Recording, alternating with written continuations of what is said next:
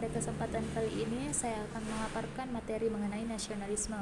Sebelumnya, perkenalkan, nama saya Ade Septiani Kusuma Dewi dari Prodi Sains Biologi 2020. Yang pertama, dalam kondisi seperti ini, apa saja tujuan bersama yang mengikat kita sebagai satu bangsa dan yang membuat kita merasa perlu untuk mempertahankan nasionalisme Indonesia? Jika dikaitkan dengan masa pandemi COVID-19 saat ini, tujuan bersama yang mengikat kita sebagai satu bangsa adalah bagaimana kita melawan COVID-19. Dengan rasa nasionalisme yang tinggi, kita harus bersatu melawan COVID-19 dengan menerapkan protokol kesehatan.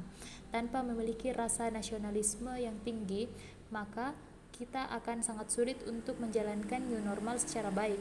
Nasionalisme dalam situasi seperti ini diperlukan karena dapat menjadi pemersatu bangsa dan untuk mempertahankan keutuhan NKRI.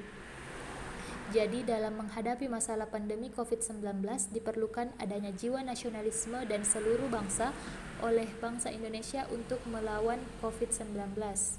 Jadi, nilai apakah yang dapat mendukung tercapainya tujuan bersama? Nilai yang dapat mendukung tercapainya tujuan bersama adalah tentunya nilai nasionalisme, karena nasionalisme adalah suatu keinginan besar untuk mewujudkan persatuan dalam bernegara. Dengan adanya persatuan ini, maka kondisi akan menjadi lebih kuat dan tidak mudah diguncang dengan masalah dari dalam maupun luar. Tanpa adanya sikap nasionalisme, persatuan negara tidak mungkin terwujud. Dengan adanya persatuan, kita akan lebih mudah untuk mencapai tujuan bersama. Jika kita tidak bersatu, maka untuk mencapai tujuan tersebut akan sangat sulit dan banyaknya pendapat-pendapat lain. Selanjutnya mengenai bagaimana formula nasionalisme yang relevan dalam konteks transnasionalisme dan kewarganegaraan global. Formula nasionalisme yang relevan terhadap transnasionalisme adalah bahwa nasionalisme itu merupakan ideologi yang mengatasi loyalitas dan solidaritas parokial. Yang kedua, sebagai mekanisme pertahanan terhadap ancaman kekuatan eksternal baik kekuasaan kolonial, penetrasi transnational corporation, multinational corporation, maupun lembaga-lembaga internasional lainnya pengaruh globalisasi. Semua itu memerlukan kolaborasi nasionalisme yang tidak hanya menekankan aspek ideologi politik, bentuk nasionalisme romantik, kewarganegaraan, kebudayaan, perekonomian, etnik, maupun penyelenggaraan pemerintahan. Lalu, bagaimana memahami perubahan dan evolusi makna nasionalisme itu sendiri? Tentunya, untuk memahami perubahan akan makna nasionalisme itu sendiri bukan hal mudah. Kita harus mempunyai kepekaan terhadap bangsa ini. Perubahan akan sesuatu dapat dirasakan, begitu juga dengan nasionalisme. Perubahannya akan dirasakan seiring berjalannya waktu. Apalagi zaman sekarang merupakan zaman gawai, kita akan semakin mudah mengakses berbagai hal yang berkaitan tentang nasionalisme, tetapi perubahan yang signifikan akan dirasakan ketika suatu permasalahan muncul dalam masyarakat. Supaya kita tidak terjebak dalam perkara siapa yang punya jiwa nasionalisme, sepertinya kita harus kembali pada arti nasionalisme itu sendiri, yakni paham untuk mencintai bangsa dan negara sendiri. Artinya kita harus memiliki sifat kenasionalan. Kata yang seharusnya kita ambil dari pengertian itu adalah cinta. Lalu, apakah kebijakan mengadopsi kewarganegaraan ganda atau beberapa kewarganegaraan bisa diterapkan di Indonesia tanpa mengurangi rasa nasionalisme bangsa itu sendiri? Berbicara mengenai nasionalisme dan kewarganegaraan merupakan dua hal yang berbeda.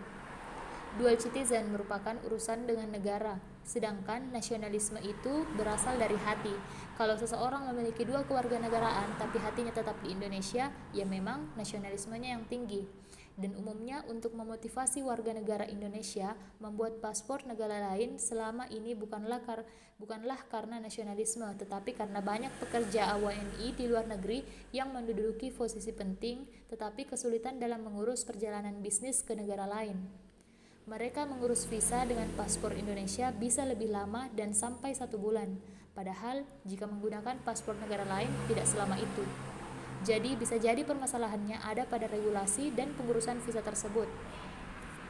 Lalu, selanjutnya, apakah elemen-elemen yang mengikat kita sebagai satu bangsa dapat ditumbuhkan, dipelihara, diperkuat, dan seiring dinamika kehidupan berbangsa, bernegara, dan bermasyarakat?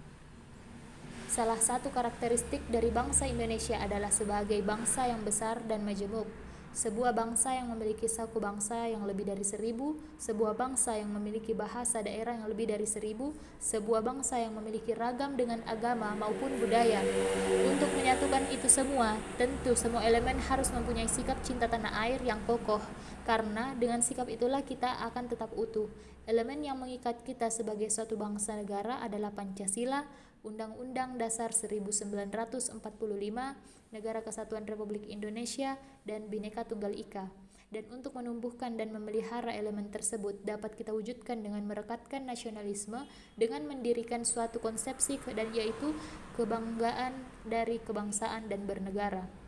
Baik, sekian yang dapat saya paparkan mengenai materi nasionalisme. Kurang lebihnya mohon dimaafkan. Wabillahi taufiq wal hidayah. Wassalamualaikum warahmatullahi wabarakatuh. Baik, pada kesempatan kali